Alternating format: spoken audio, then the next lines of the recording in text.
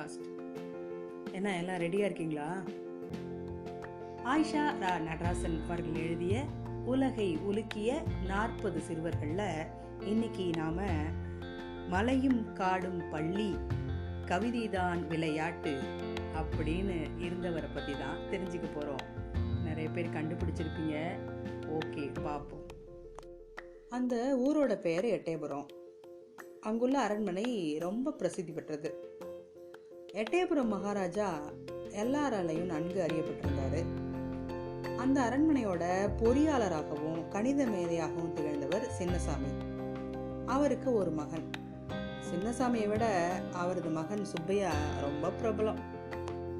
அவனுக்கு 3 வயசா இருக்கும்போது அவனை ஒரு நாள் காணலை. எல்லாம் தேடிக்கிட்டே இருந்தாங்க. அவனோட அம்மா ஏற்கனவே ரொம்ப நோய்வாய்ப்பட்டவங்க. மகனை நினைச்சு ரொம்ப கவலைப்பட்டாங்க. ஒரு வழியா மாலை நேரத்துல சுப்பையாவை ஆற்றின் படுகையில கண்டுபிடிச்சாங்க. அங்க அவன் ஒரு பாறை மேல உட்காந்துக்கிட்டு தமிழ் இசையில குமரகுருபரர் பாடல்களை பாடிக்கிட்டு இருந்தான். அவனுக்கு யாரும் பாட்டெல்லாம் கத்து கொடுத்தது இல்லைங்க. கேள்வி ஞானத்திலேயே பாடும் திறன் அவனுக்கு இருந்துச்சு.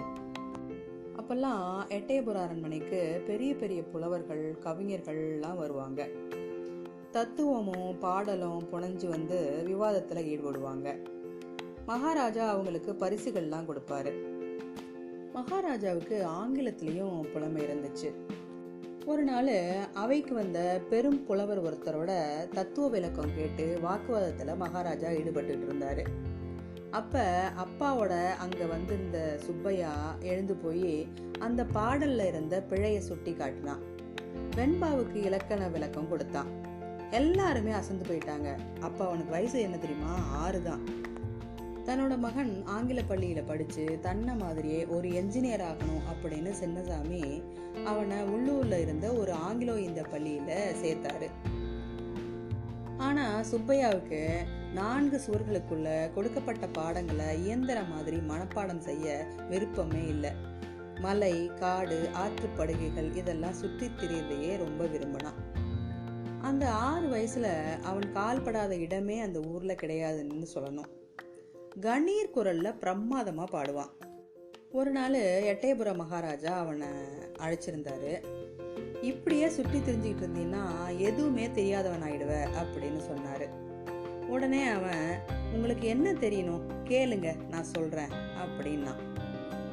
சிலப்பதிகாரம், ராமாயணம் அப்படின்னு ஆரம்பிச்சு இலக்கிய அறிவியா கொட்டுனான். அதை பார்க்க பெருங்கூட்டமே கூடிடுச்சு. அன்னையிலேருந்து அரண்மனையினுடைய இளைய கவியாக நியமிக்கப்பட்டான் சுப்பையா. தினமும் அவனோட நாவிலிருந்து அருவி போல கவிதைகள் கொட்டியபடியே இருக்கும். 11 வயசுல 8 திக்கும் அவனுடைய கவிதைகள் புயலாக வீச தொடங்கிச்சு. எட்டயபுர மகாசபை அவனுக்கு பாரதி அப்படிங்கிற பட்டத்தை வழங்குச்சு. பிற்காலத்துல மகாகவி பாரதியாராக நாட்டு விடுதலைக்காக எழுச்சி கவிதைகளை படைத்த அந்த சிறுவன் சுப்பையா இன்றும் உலகம் போற்றும் உன்னத எழுச்சி கவிஞன். மீண்டும் சந்திப்போம். நன்றி.